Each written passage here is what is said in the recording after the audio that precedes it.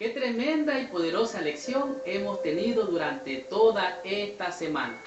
La lección, el discipulado y la oración nos ha enseñado la sabia ciencia de la oración intercesora, la oración de salvación y de compasión que alguien hizo por nosotros, Jesucristo lo hizo por nosotros, y otras personas lo hicieron para que viniéramos al conocimiento de la verdad.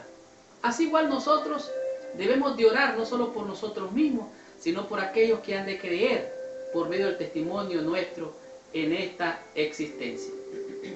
Cuenta una historia que en cierto lugar había un viejito que tenía un bote con el cual trasladaba a las personas de la orilla del río hasta la isla de aquel lugar.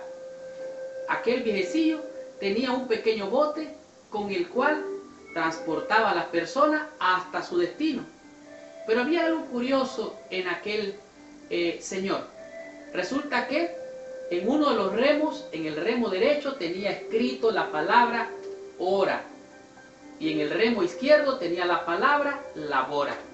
Este ancianito usaba los dos remos para llevar a las personas hasta el otro lado del río, donde ellas pudieran llegar seguras y sin ningún problema. En cierta ocasión, un niño no se aguantó la curiosidad y le preguntó al anciano: Señor, ¿por qué su bote tiene en uno de sus remos la palabra ora y en el otro remo la palabra labora?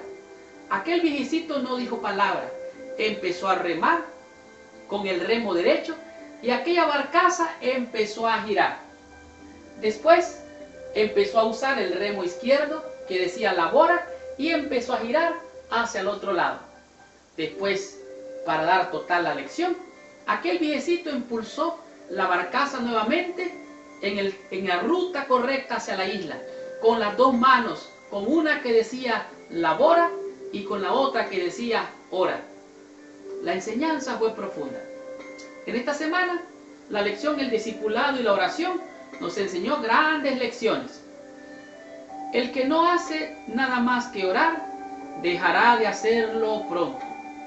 En nuestra vida social, en nuestro deber cristiano, en nuestra obligación de nuestra relación con Dios, debemos de llevar la cruz cuando sea necesario y mayormente en todo tiempo. Hemos de trabajar ardientemente por el Maestro. Hemos de orar y laborar efectivamente. Las oraciones, cuando son egoístas, no son efectivas para alcanzar la bendición. De tal manera que no pueden orar, dice, por las necesidades de la humanidad o la extensión del reino de Cristo, ni pedir fuerza con que trabajar. Aquellos que solo oran y no laboran, no van a obtener grandes resultados. Así es que hemos de orar y trabajar por las almas que perecen por la necesidad de una oración. El discipulado y la oración nos enseñó 5 conceptos poderosos de bendición y de salvación para alcanzar, llegar hasta el Padre Celestial por medio de nuestro Señor Jesucristo. Estudiamos el primer concepto, el cual era compasión comprobada con el tiempo. Hemos visto que las profecías descorrieron el velo, como el profeta Daniel, al leer al profeta Jeremías, empezó a orar, pero no de una manera egoísta, no de manera de pedir y pedir y pedir, sino que él reconoció: hemos pecado, nos hemos apartado, nuestra es la confusión, dijo el profeta. Y dice que él oró a Dios para que Dios le revelara y Dios le dio su bendición. No debemos de orar solo por nuestros deseos egoístas, hemos de orar por las almas e interceder por ellos. El segundo concepto que aprendimos es el tiempo para orar. Jesús nos dio ejemplos de oración. Pero ¿saben qué? Jesús, siendo divino, siendo Dios mismo, dependió de la oración durante toda su existencia en esta vida y mayormente en los momentos más difíciles. Nosotros somos débiles, mortales, frágiles. También necesitamos orar sin cesar en todo tiempo. ¿Qué diremos de la enseñanza número 3? Enseñanza sin límite de tiempo. Hemos de confiar en Dios, en sus promesas, sin presumir.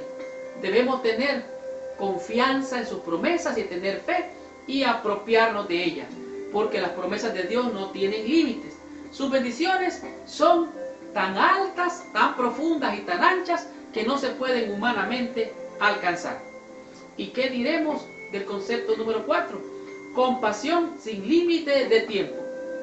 Debemos de orar por todos aquellos, porque por nosotros alguien oró para que viniéramos al conocimiento de la verdad. Así es que debemos de tener compasión sin límite también por aquellos que no conocen al Señor. ¿Y qué diremos del concepto número 5? Compasión duplicada. La compasión duplicada significa que si usted recibió de gracia, yo también recibí de gracia. Y debemos de orar por aquellos que no han conocido todavía del Señor. El discipulado y la oración nos enseñó grandes lecciones de bendición y de salvación. La próxima semana vamos a estudiar la lección número 4, la cual su título es Discipular a los niños. Gracias por visitar el canal de mi escuela sabática. Les habló su hermano y su amigo Marlon García.